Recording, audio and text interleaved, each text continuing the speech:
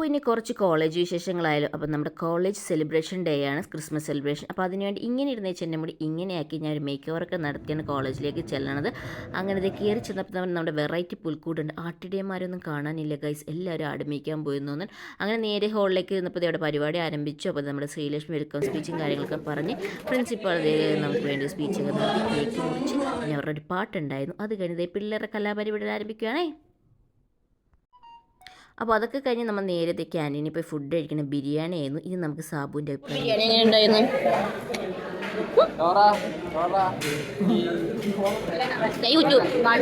ഞാൻ യൂട്യൂബിലിട്ടോട്ടോ.